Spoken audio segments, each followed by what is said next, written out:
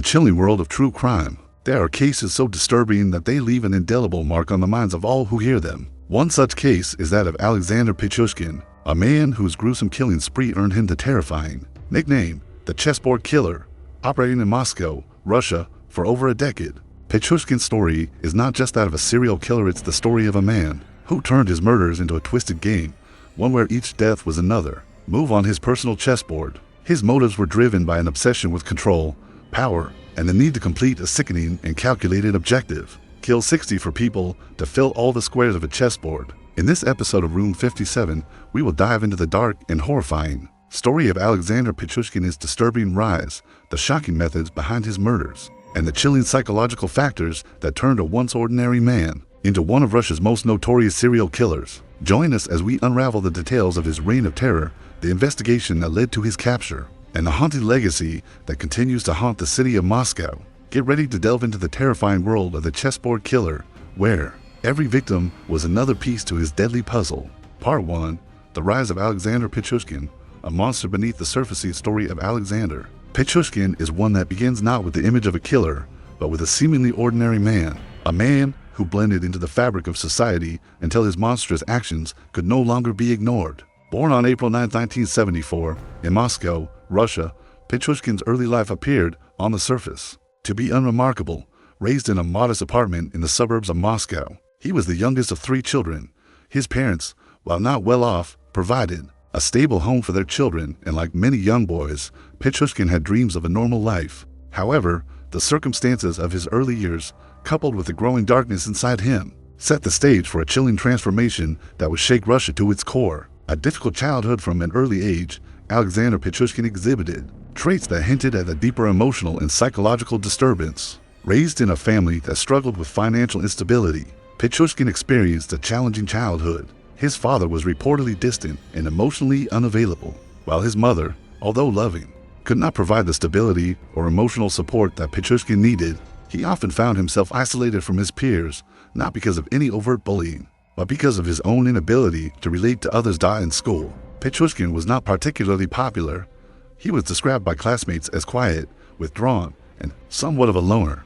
Yet, there was something unsettling about his demeanor that set him apart.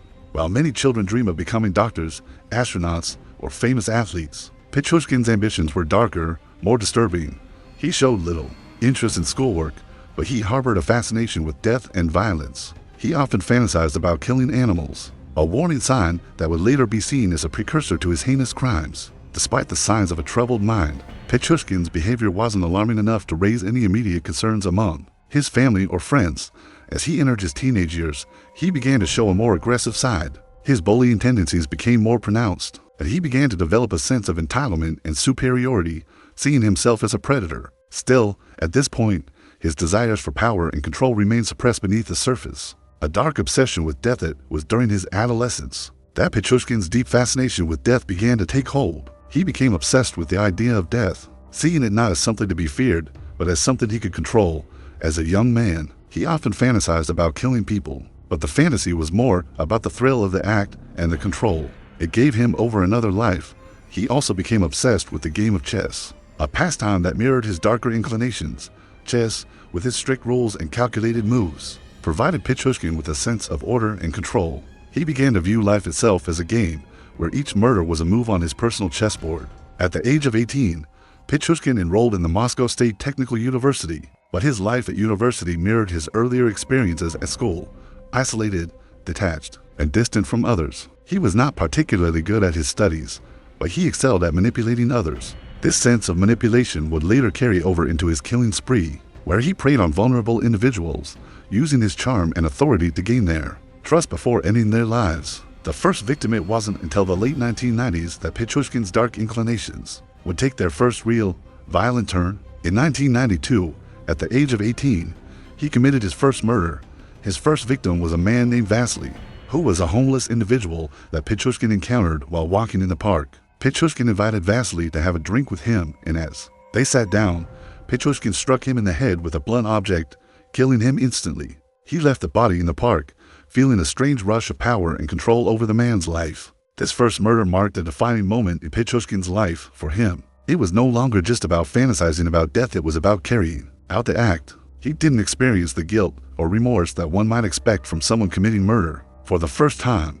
Instead, he felt a sense of accomplishment. The act gave him a feeling of power and superiority, a feeling that would soon become his driving force. However, his first victim remained an isolated incident. Over the next several years, Pichushkin kept his murderous tendencies under wraps. He would often speak about death to his friends, but no one took his comments seriously. It wasn't until he was in his late 20s that he would begin his killing spree, slowly turning his dark fantasies into a reality.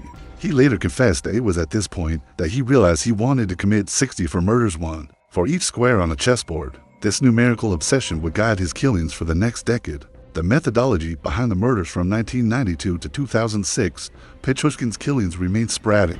He would sometimes go years without murdering anyone, but his urges never disappeared. It wasn't until 2006, when he was in his early 30s, that Pichushkin's killings became more regular.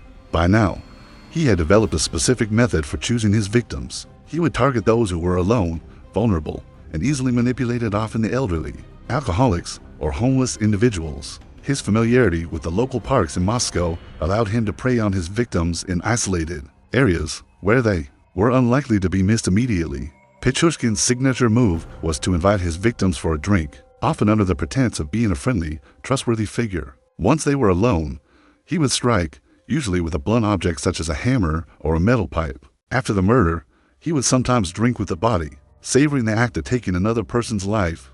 In his mind, each murder was a new move on his chessboard, with the ultimate goal of completing the 60 for squares. For years, Pichushkin managed to avoid detection by authorities. His victims were often overlooked by investigators, as they were usually marginalized individuals with little social connection. Pichushkin's ability to blend into his surroundings and hide his true nature helped him avoid suspicion. He was not a lone, aggressive figure in the eyes of the public. Instead, he was an ordinary man, living a seemingly uneventful life while secretly carrying out his gruesome game. The chessboard obsession. Pichushkin's obsession with chess became a defining feature of his crimes. He did not simply kill for the thrill of it. Each murder had to fit into his grand plan. His goal was to kill 60 for people, one for each square on the chessboard. This disturbing fixation on numbers and order shaped the way he approached his killings. Every murder was calculated, planned, and executed with the precision of a chess master. At first, Pichushkin's victims were primarily men, but as his killings continued, he began targeting women as well. He viewed his victims as pieces to be moved, his murder serving as the final, inevitable blow in a game of life and death.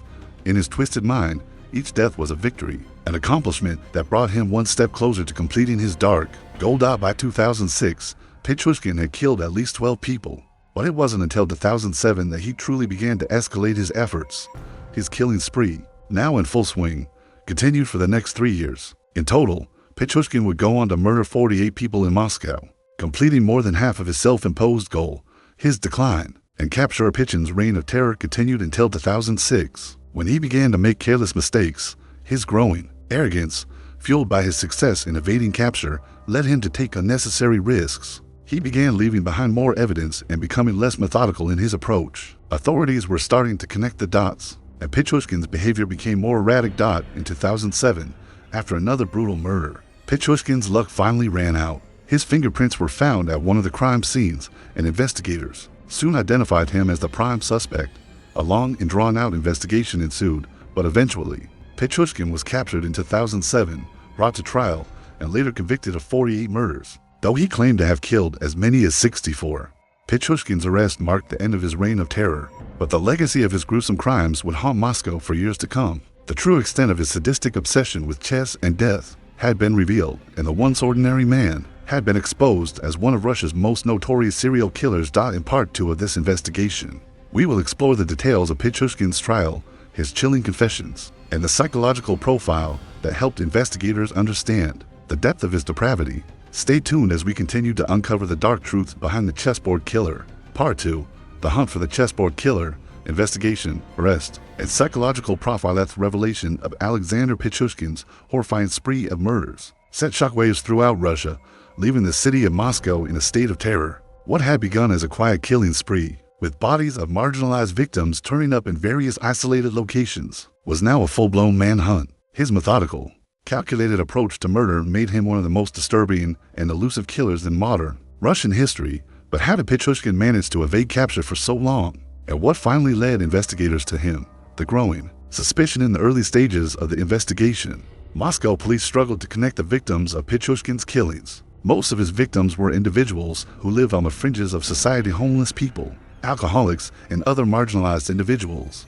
These people were often ignored or forgotten, and the crimes initially seemed like isolated incidents, unconnected by a larger pattern. The fact that many of these individuals had no close family or community members made it even harder to trace the motives behind the deaths. However, as more bodies were discovered, a disturbing pattern began to emerge. The victims shared similar circumstances. They were often found in parks, and they had all been murdered in the same manner, bludgeoned to death. The brutality of the crimes and the consistent methods of killing were significant red flags for investigators. But what truly marked these killings as a series of murders rather than random acts of violence was the fact that the victims had been selected carefully. Pichushkin's victims were not random, but rather individuals who fit his specific criteria.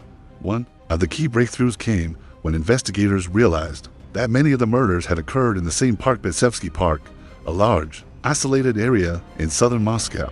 It was a park that Pichushkin knew well, a location where he could easily isolate his victims. He had chosen it not only because of its remoteness, but also because it was a place that provided him with the anonymity he craved. It was here that Pichushkin's twisted game of chess, where each murder represented a move, came to life. The breakthrough, the DNA evidence. In 2006, investigators made an unexpected breakthrough in the case. DNA evidence from one of the crime scenes was analyzed more thoroughly, and for the first time, authorities discovered a match. While the police were unable to identify Pichushkin at first, the DNA sample, which was linked to multiple crime scenes, suggested that the killer had a connection to law enforcement. This piece of evidence was pivotal in narrowing the field of suspects. Meanwhile, police had begun to piece together more information from the victims' backgrounds. Investigators interviewed family members, friends, and acquaintances, piecing together bits of information that hinted at a serial killer hiding in plain sight. Witnesses who had been near the parks around the time of the murders began to recall a seemingly normal man who had been seen loitering near the crime scenes. The descriptions provided by witnesses didn't point to anyone specific, but there was one clue that would turn out to be crucial. Multiple witnesses had seen a man in a police uniform in the vicinity of the crimes. This was the key that would eventually lead investigators directly to Pichushkin. Pichushkin had been hiding in plain sight all along, using his status as a police officer to gain trust and avoid suspicion. His position within law enforcement meant that he had access to resources, knowledge, and the ability to manipulate investigations. He knew how to evade capture, how to leave minimal evidence behind, and how to act as though he were the protector rather than the predator. But as more evidence came to light, the authorities grew more focused on one particular suspect, Alexander Pichushkin, a 33-year-old police officer with a quiet demeanor, had been working in the local precinct. Though outwardly ordinary, Pichushkin had begun to attract the attention of investigators. The DNA samples collected at the crime scenes matched his, and as his history was examined, the investigators began to see a terrifying pattern emerging. Pichushkin's confession. When authorities confronted Pichushkin with the evidence, he initially denied any involvement in the murders. However, as more evidence mounted against him, including the DNA samples found at multiple crime scenes, Pichushkin's facade began to crack. In the face of undeniable evidence, he confessed to his crimes. His confession was chilling in its coldness. Pichushkin admitted that his killings were not driven by a need for money or revenge, but by a deep, consuming obsession. He revealed that he had carefully planned each murder, carefully selecting his victims, each one representing a square on the chessboard that he had created in his mind. Pichushkin's obsession with chess was not just a hobby, it was a framework through which he justified his killings. He believed that he was a predator, a master of the game of life and death, and he saw his victims as mere pieces on his board. Pichushkin's confession was filled with disturbing details, many of which seemed to suggest a man who was deeply detached from his actions. He spoke about his killings in a matter-of-fact way, describing each one as if he were talking about a game, rather than the brutal murder of another human being. He claimed that he wanted to kill 60 for people, one for each square on a chessboard, and that he had enjoyed every murder. In total, Pichushkin confessed to killing at least 48 people. Though he claimed that the number was closer to 64, his victims had been chosen for their vulnerability, and Pichushkin went to great lengths to ensure that each murder went undetected for as long as possible. He would lure his victims to isolated areas, often under the pretext of offering them a drink or helping them in some way, before bludgeoning them to death. His knowledge of police work allowed him to avoid detection, making him even more dangerous. Pichushkin's psychological profile. What drove Alexander Pichushkin to become the chessboard killer? Psychologists and criminal experts who studied his case sought to understand the mind of a man who had lived such a double life, hiding his monstrous tendencies beneath the surface of an ordinary police officer. Pichushkin displayed many of the classic traits of a psychopath: a lack of empathy, an ability to deceive others, and a sense of superiority over his victims. His actions were calculated and methodical, and he seemed to derive pleasure not just from killing, but from the control and power he exerted over his victims. He viewed himself as a master of his own game, with each murder representing a victory. His obsession with chess symbolizing strategy, power, and control became a metaphor for his twisted view of life and death. At the heart of Pichushkin's crimes was his deep-seated need for control. Throughout his life, he had felt inadequate, resentful of those who had succeeded while he struggled. His murders were not random. They were deliberate acts of vengeance aimed at those he believed were inferior or immoral. His victims, often marginalized individuals, became targets because he viewed them as easy to control, and their deaths became a way for him to feel superior. Experts also believe that Pichushkin's inability to form healthy relationships and his emotional isolation played a significant role in his descent into murder. His troubled childhood, combined with his inability to connect with others, created a man who saw violence as a way to assert dominance and gain power over the world that had rejected him. The aftermath of Pichushkin's capture and subsequent trial were widely covered in the media. The sheer brutality of his murders, combined with his position as a police officer, stunned the public. The fact that someone who had sworn to uphold the law could have become one of Russia's most notorious serial killers raised questions about law enforcement, its ability to detect internal corruption. His case sparked a wider conversation about the failures of the Russian justice system and the psychological factors that can lead individuals to commit such horrific acts. For the families of the victims, the arrest of Pichushkin did little to bring true closure. While justice was eventually served, the emotional toll of losing loved ones to such a senseless and brutal killer would remain with them forever. The victims' families were left to cope with the knowledge that their loved ones had been selected, not for any reason beyond their vulnerability, and that Pichushkin had treated each of them like a mere pawn in his personal game. The case of Alexander Pichushkin, the chessboard killer, remains one of the most chilling in modern Russian history. His murders, driven by a twisted sense of control and obsession, serve as a dark reminder of the dangers of unchecked power and the capacity for evil that can lie behind even the most ordinary of faces. Conclusion of Part 2. The complexity of a veiled investigation into Alexander Pichushkin's crimes revealed the terrifying depths of his depravity. A man once trusted to serve and protect his community became one of Russia's most notorious serial killers, hiding in plain sight as a police officer. His confession, chillingly detached from any remorse, and his ability to blend into society while committing brutal acts of violence, highlighted the dangers of power and the darkness that can reside in the human soul. In the next part, we will explore the psychological breakdown of Pichushkin during his trial, examining his motivations in more detail and discussing the impact his crimes had on the victims' families and Russian society at large. Stay with us as we continue to unravel the twisted mind of the chessboard killer. Part 3. Pichushkin's confession and psychological profiles. The investigation into the gruesome killings continued.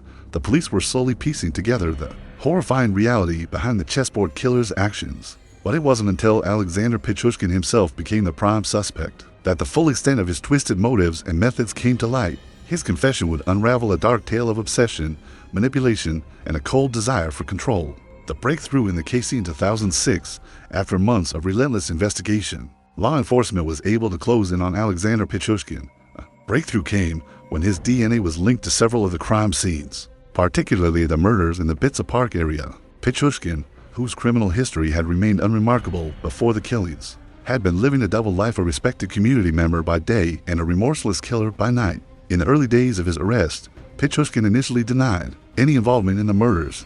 He maintained that he had been wrongly accused. However, the evidence was overwhelming. Police had found his DNA at multiple crime scenes, and after significant interrogation, he began to crack.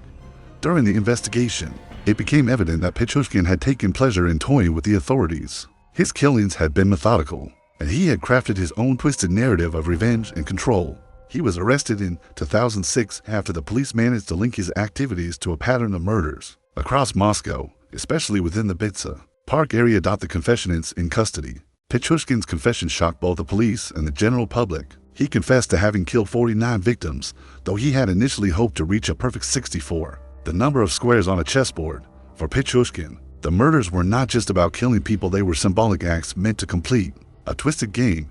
Each victim represented one square on the chessboard, and he was the player. methodically claiming each one. Pichushkin revealed that he had begun his killing spree in 1992, starting with minor attacks before escalating into a series of brutal murders. His victims were typically homeless people, elderly women, and others he viewed as insignificant. Pichushkin targeted those he perceived as easy prey, often luring them with promises of alcohol, then overpowering them before ending their lives in cold blood.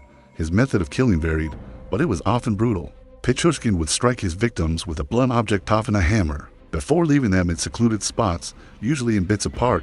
Some victims were strangled, others were left to die in the cold. Each murder seemed to bring him closer to his goal of 60 for victims, and he reveled in the power it gave him over life and death. The chessboard motif. Chessboard Killer, as Pichushkin came to be known, saw himself as a master player in a macabre game. The concept of the chessboard was central to his identity as a killer. He wasn't simply murdering for personal gain or out of anger. He was performing a ritual, a game that had rules only he understood. Pichushkin viewed himself as a chess master, where the pieces were human lives, and each move he made was calculated and deliberate. This obsession with the chessboard and the idea of creating a perfect game drove his killings. He explained that the goal of killing 60 for people was about completing the set, making the game whole. His desire to reach that number made him even more dangerous, as he wasn't simply driven by a desire for violence. He was motivated by the need to finish what he had started, to complete his self-imposed mission. His delusion that each murder brought him closer to something transcendent, almost like completing a puzzle, was a reflection of his unstable mental state. He was not just killing for pleasure or revenge, he was constructing something, however grotesque and perverse it was. Psychological profile. From the moment Pichushkin was arrested, the question on everyone's mind was why. What had driven him to such extreme violence, and why had he chosen the victims he did? His psychological profile would eventually shed light on the disturbing motivations behind his crimes. Experts analyzing Pichushkin's personality noted that he exhibited many traits common in serial killers, including a lack of empathy, manipulative behavior, and a desire for control. His choice of victims, homeless individuals, elderly women, and people with little social support, suggested that he saw them as expendable, people who wouldn't be missed. This allowed him to commit his killings without fear of detection, as many of his victims were already marginalized in society. Pichushkin's need for power and control over life and death was a significant factor in his psychological makeup. His obsession with the chessboard was symbolic of his desire to exert dominance over his environment and those around him. By choosing his victims carefully and executing the murders with such methodical precision, he was trying to assert his superiority, to prove that he was the one in control. Experts also pointed out that Pichushkin displayed signs of psychopathy. He lacked emotional connection to others and had an inflated sense of his own importance. He didn't feel remorse for his actions and saw himself as justified in killing. In his mind, he was simply playing a game, and his victims were the pieces on his board. The idea that he was cleansing society by eliminating people he deemed unworthy was another key factor in his delusion. But it wasn't just the chessboard motif that defined Pichushkin's psychopathy. His ability to blend into society and hide his darker nature from those around him spoke to a chilling level of manipulation. He was a man who seemed normal to most people, yet he harbored an insidious darkness. His profession as a security guard in the local metro system allowed him to remain under the radar and continue his killings without attracting suspicion. For many years, the rationalization for murderers he explained during his trial and interviews. Pichushkin had convinced himself that he was doing society a favor by eliminating the weak and vulnerable. His victims, in his mind, were unimportant and did not deserve to live. This was a common delusion among serial killers, believing that their actions were justified or even beneficial to society. For Pichushkin, killing was not a random act of violence, it was a calculated effort to complete his twisted version of a perfect game. His belief in his own righteousness was one of the most disturbing aspects of his psychology. He didn't view himself as a villain, but as someone fulfilling a greater purpose. His murders were not just acts of rage or sadism. They were the result of a delusional system of beliefs that he had created for himself. The idea that he was doing something meaningful by committing these murders gave him a sense of purpose and identity, fueling his desire to continue. The toll of his confession. Pichushkin's confession was both chilling and revealing. He provided detailed descriptions of each of his murders, recounting how he lured his victims, how he overpowered them, and how he disposed of their bodies. For many, this was the first real insight into the mind of a serial killer, and it was a sobering reminder of how deeply disturbed Pichushkin truly was. What stood out most in his confession was the sense of satisfaction he derived from each murder. He spoke about the killings with a detached coldness, almost as if he were recounting a game of chess. There was no remorse, No apology, just a calm recounting of how he had completed his game, one piece at a time. In the years following his capture, Pichushkin's trial became a media spectacle. The public was horrified by the scale of his crimes and the chilling details of his confession. His claim that he had been trying to complete a chessboard by murdering 64 people was both grotesque and symbolic of the warped thinking that led him to commit such atrocities. Pichushkin was convicted of 48 murders, though he confessed to 49. He was sentenced to life in prison without the possibility of parole. The trial and the shocking nature of his confession left an indelible mark on Russian society, forcing the country to confront the existence of such a cold-blooded killer hiding within its midst. Conclusion of Part 3. Pichushkin's confession provided an unsettling look into the mind of a serial killer, one driven by a need for control, power, and a warped sense of purpose. The idea of a chessboard, with each victim representing a square, was central to his identity as a killer. For years, he had operated under the radar, hiding his true nature behind the facade of a law-abiding citizen. But in the end, the twisted game he had played came to a halt, and he was held accountable for the lives he had destroyed. The investigation into his crimes and the eventual unraveling of his psychological profile showed how complex and dangerous the mind of a serial killer can be. Pichushkin's story is a chilling reminder that some of the most horrific crimes can be carried out by those who blend into society, and that even the most ordinary-seeming people can harbor the darkest of secrets. Stay tuned as we continue to explore the impact of Pichushkin's trial and the lasting legacy of his horrific actions. In the next part of this investigation, Part 4, the trial and legacy of the chessboard killer. As Mikhail Pichushkin's confessions echoed across the globe, the world was left grappling with the enormity of his crimes. The public reaction was one of horror, disbelief, and revulsion, as people struggled to understand how a man who had been a trusted figure in society could commit such unimaginable atrocities. The trial would be a landmark event in Russian criminal history, serving not only as a reckoning for the victims, but also as a sobering reminder of the power of obsession and delusion in shaping a killer's path. The trial, a public spectacle. Mikhail Pichushkin's trial began in 2015, nearly a decade after his killing spree had come to an end. The case attracted widespread media attention, both within Russia and internationally. For many, it was a shocking revelation of how a seemingly normal man could become a notorious serial killer. It was also a testament to the failure of law enforcement and the justice system to recognize the signs of a growing predator operating right under their noses. Pichushkin's trial was a tense and emotional affair. The prosecution laid out the chilling details of the murders, including the methodical way in which Pichushkin lured his victims, often using his position as a trusted member of society to gain their trust. His status as a former police officer, as well as his ability to blend into the community, made him nearly invisible to investigators until it was too late. The victims' families were present in the courtroom,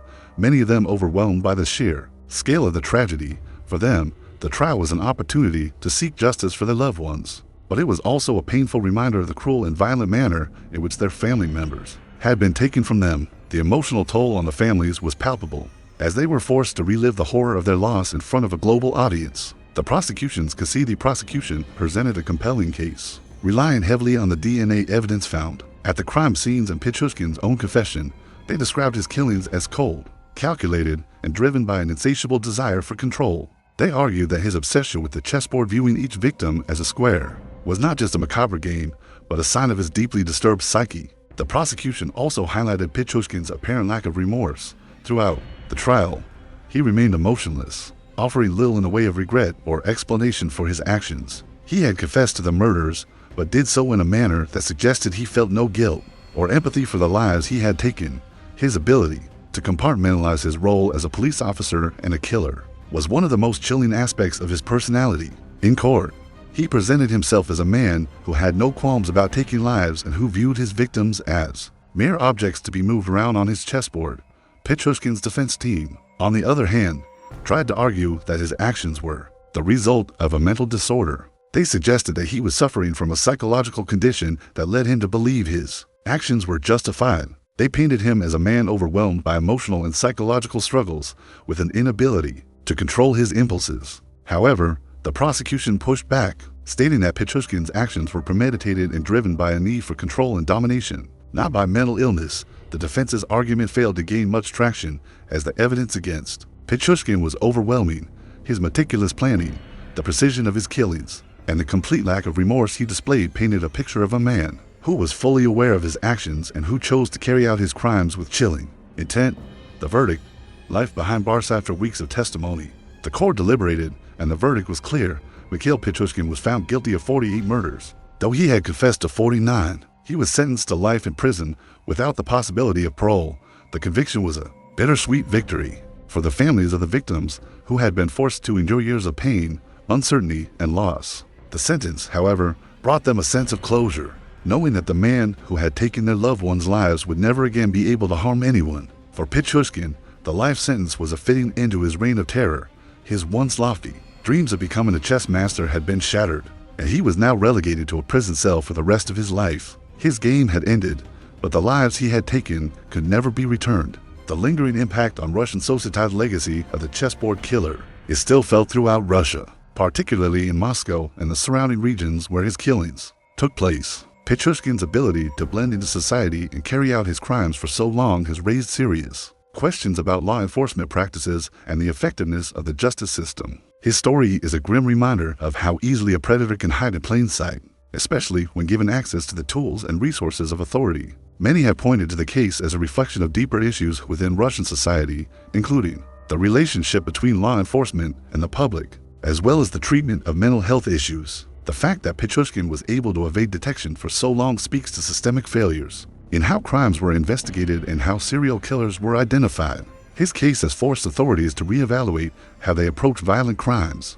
particularly those involving serial killers, and to implement better protocols for investigating and tracking suspects. The emotional toll on the families of Pichushkin's victims cannot be overstated. While justice was served with his conviction, the psychological scars left by his actions will last a lifetime. Many of the families continue to live with the trauma of losing loved ones. In such a violent and senseless manner, the victims were often marginalized individuals, and their deaths were viewed as insignificant by Pichushkin. But for the families left behind, the loss is immeasurable. A cautionary tale. Mikhail Pichushkin's story serves as a cautionary tale, a chilling reminder of the potential darkness that can reside within seemingly ordinary individuals. His ability to manipulate his position in society and carry out his gruesome killings, undetected for years, speaks to the vulnerability of our communities and the need for constant vigilance. Pichushkin was not just a killer, he was a master manipulator who used his skills to evade detection and continue his spree of violence. In many ways, the case of the chessboard killer highlights the dangers of unchecked authority and the importance of holding those in power accountable. Pichushkin was able to exploit his position as a former police officer to carry out his crimes with ease. His story serves as a stark reminder that even those entrusted with upholding the law can be the very ones who break it.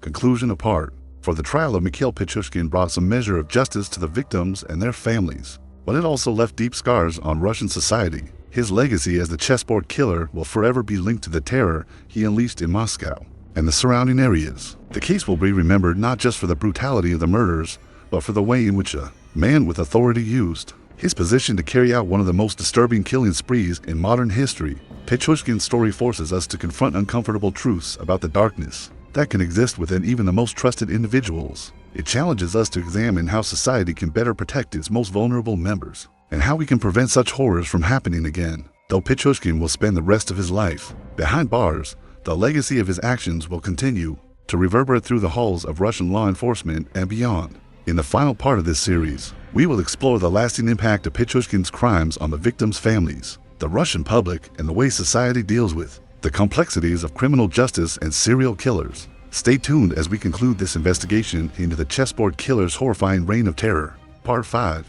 The Aftermath, Society's Reckoning, and the Enduring Legacy of the Chessboard Killer. Mikhail Pichushkin, known as the Chessboard Killer, may have been sentenced to life in prison, but his legacy continues to haunt the victims' families, the Russian justice system, and society as a whole. As one of Russia's most notorious serial killers, his story left deep scars, ignited significant debates about criminal justice, and served as a sobering reminder of the dark potential lurking in those we trust the most.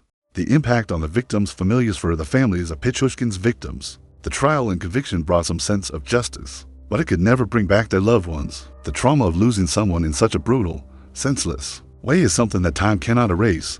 These families, many of whom were left grappling with the feeling that their loved ones were treated as expendable by Pichushkin, continue to live with the weight of their loss. Though some families were able to speak out during the trial and share their pain with the world, the emotional toll remains. The victims were often women, many of them living on the fringes of society or marginalized in some way, and Pichushkin saw them as easy targets. However, these individuals were cherished by their families, and their deaths have left indelible marks on those who loved them. While the trial's verdict confirmed Pichushkin's crimes, there is a lingering question: could the lives of these victims have been saved if law enforcement had acted sooner? If investigators had connected the dots between the first few murders, perhaps the killing spree would have been stopped much earlier. For the families left behind, that question will never fully fade. A country shaken. Pichushkin's reign of terror shocked Russia, leaving the public stunned that such a well-known figure, someone who had once been a part of the very system meant to protect them, could commit such horrific crimes. He had worked as a police officer and used his knowledge of law enforcement to evade suspicion. The trust that the public places in those in positions of authority was severely shaken, and the case became a defining moment for Russian law enforcement. As investigations unfolded, it became clear that Pichushkin had operated with impunity for nearly 2 decades. His status as a former police officer gave him access to resources that made him more dangerous than a typical criminal.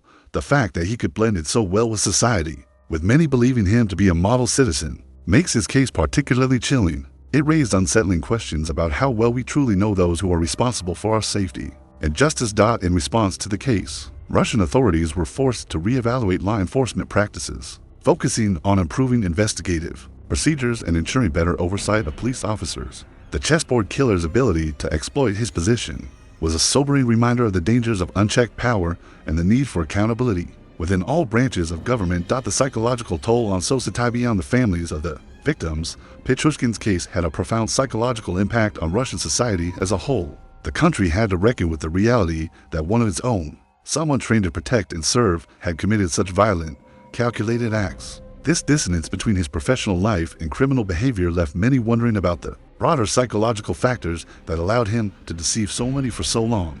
The investigation into Pichushkin's psychological state revealed a man driven by deeply disturbing thoughts, including a warped sense of justice and an obsession with control. His actions were not the result of a momentary breakdown, but the culmination of years of growing frustration, bitterness, and delusion. He was methodical, calculating, and relentless in his pursuit of power, often viewing his victims as mere pawns on a chessboard. Psychologists have pointed out that Pichushkin's obsession with winning, by killing as many victims as possible, was not just a personal vendetta, but a reflection of a larger desire for control. This psychological makeup, combined with his position as a trusted police officer, allowed him to remain undetected for so long. His case serves as a reminder of the need for mental health evaluations within high-stress professions and the dangers of unchecked obsession in any form.